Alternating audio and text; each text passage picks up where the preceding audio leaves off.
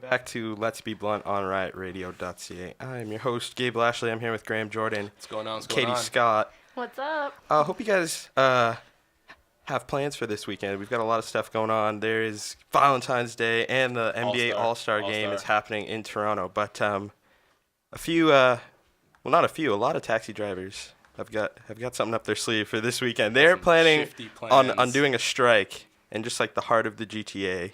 And Katie's going to elaborate on that. So the United Taxi Workers Association of the GTA says they're going to get ready for a strike sometime this weekend. They haven't decided when, but probably Friday. And they're angry with how the city's handling UberX. And December 9th, they had a strike already, and they shut down, I think it was Queen Street West and Bay Street, and they were blocking traffic on all corners. Jeez. They started at 7:30 in the morning and went till 7 at night. They were rolling through the streets. They wouldn't let other cars through, and they were blaring their horns and refusing to pick up passengers. And they had signs all over their cars saying ban UberX and enforce the bylaws.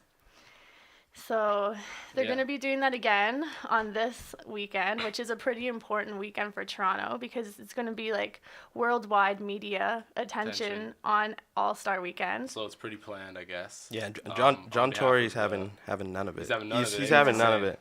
He said the police will have to, and I quote, take whatever steps they deem appropriate. And he says he has sympathy for the plight of traditional cabbies, but said taxis can't be allowed to block the streets as they did during the protest in December. He says protest actions won't speed up by 1 minute the process of rewriting the existing bylaws. Yeah. So it's the tactics. Their tactics are wild, man. They just want to stop the whole city. That's what lock down the city. Without us, you guys are nothing. They're trying to hold people hostage like that. It's not going to make me want to join their side. Like, I tried Uber once, and after that, I was like, all right, I've been in a taxi. I've tried Uber. Was it Uber Black? Yeah, Uber Black. It was blessed. Once you go black? Never Uber Black? So, okay, do you think these tactics that the taxi unions are using are going to get you to support them? Or No. I think it's just going to make people really pissed off because regardless, there's going to be traffic this weekend in Toronto because it's the All-Star Weekend and the auto show starts. So there's going to be traffic. But with them stopping traffic completely, they're just drawing attention to themselves, but in a negative way, I think. Yeah. Yeah, absolutely. It's unnecessary, right? And then it's just going to drive up business for Uber. That's the thing. That's how they get you. Uber's actually, they're on the traditional taxis say that UberX is hurting their business because they're operating illegally. But UberX is still getting business because people don't really want to use cab services. It's cheaper. Because Uber has an app. Mm-hmm. And they rather use the app and see where their cab is and when it's going to be there. It even shows you the name of your driver. So what can taxis do then? Like taxis. Is just changing the tactics, or is it changing the taxi itself? You have to start with the tax. Because I know Uber's an experience. Yeah, Uber is definitely an experience. Every time I get picked up by one, I'm like, all right, my driver's coming. Exactly, and you can see like where they're coming from. Hortons for them to make sure I get my got my coffee, got my Uber. I'm heading to class. I'm gonna make it on time. And you can see they can't gyp you. There's no flat rate there. Like you can see exactly how far you're going and what. You change mid-trip and adjust how even the driver goes while you're driving. Yeah, they follow it off the GPS off their phone. But yeah, you can't do that with. You can say like, "Hey, taxi guy, take that left." He's like, "Nah, I've been here for 20 years," and goes like exactly. Right. Or you get the taxi drivers in Toronto that don't know where they're going, and I've had to use my own GPS in the taxi before with the lady who said it was her first day. She didn't know where barcode was. Is pretty bad. But the United Taxi representative said that this is going to be a bigger protest than before in December. And they said that they're protesting because they're hurt and they have nothing to lose. Did they say, I think they said also they're going to bring out their kids and families as well to Mayor John Tory, or not to Mayor John Tory, but just on the protests. Yeah, they're going to be in the cars with them. See, no, you can't play that guilt card. But it's going to be negative 29 out this weekend, so it's kind of crazy for them to be sitting in their cars the entire time. Running that gas. Yeah, idling. They're doing more damage to our environment than like helping themselves out. Yeah. And in Edmonton too, they just recently, I believe last month it was, they approved their ride sharing company laws. Like they now have bylaws which take effect on March 1st, and they now Uber or ride sharing companies, their drivers have to required to have 2 licenses.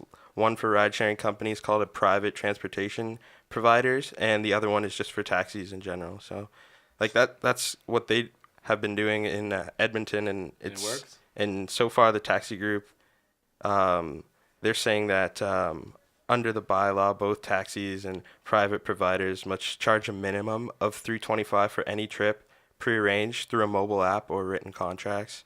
And so they're trying to put HST now on Uber and whatnot. Yeah. So kind of, So I don't know. HSC, it wasn't there before, but I don't think it'll impact the price enough for me to go back to taxi.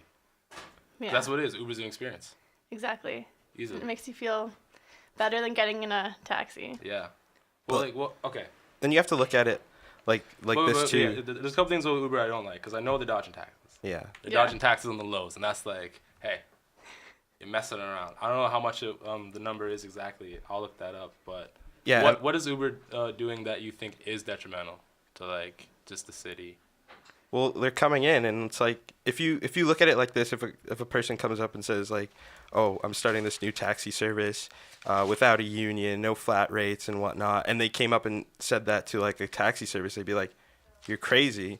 But if he says you can do all that, but I'm putting it on a phone, they're like, "Okay, that's an incredible idea." Like, Yeah. So This- if taxi companies in Toronto created an app and started doing things like that, do you think it would change oh, people definitely. from doing Uber to taxis again? I don't know. I think I'm stuck. I think in it's my just ways. I think it's just the convenience too of just like having it I think in your Uber's a hand. brand now too. Yeah. So people see It's Uber almost a and they status, like Starbucks of exactly, yeah, the you know, Starbucks of taxis. taxis. It's true. Primo each time. It's true. So the last week the council voted against seeking a court injunction to stop UberX from operating.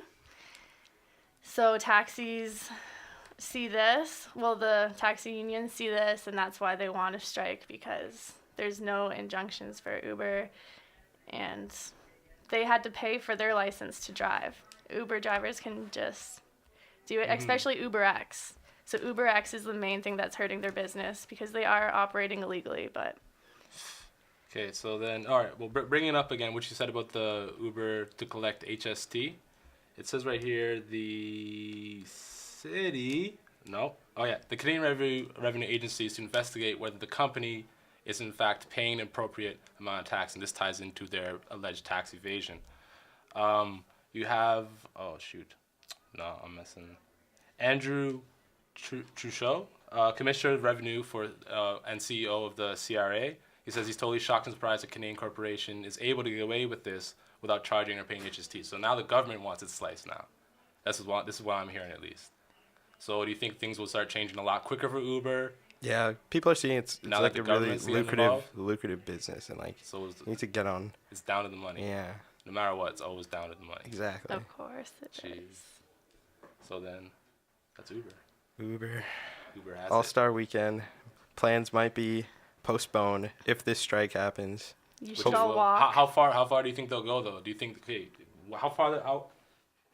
how much further could they go with their protests? I was hearing Just that they blocking were traffic? trying to like even like in front of the Air Canada Center just like have a Oh, during whole the game. like have a whole like blockade so like people can't even get to the I don't wanna give 'em too Air many Canada ideas. Center. So What's another one that they could do probably?